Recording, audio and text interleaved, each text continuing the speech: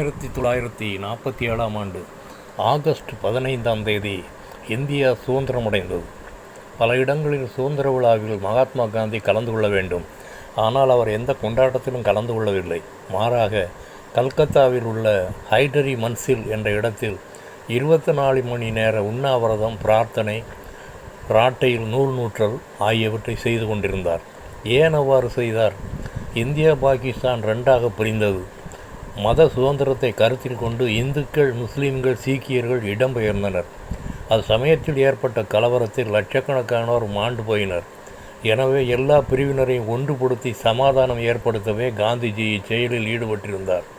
சமாதானம் ஏற்படுத்த ஆகஸ்ட் 9 காந்தியடிகள் அங்கு சென்று விட்டார். காந்தியை திரும்பிப்போ என்று ஒரு கூட்டம் போராட்டம் நடத்தினர். காந்தியடிகளோ சமாதான பேச்சை கைவிடவே இல்லை. கடைசியாக கலவரங்கள் முடிந்து சமாதானம் ஏற்பட்டது. அப்பொழுது அதை கேள்வியிட்ட மவுண்ட் பேட்டன் பிரபு, பஞ்சாபில் 50,000 பேரை வைத்து எங்களால் கலவரத்தை கட்டுப்படுத்த முடியவில்லை.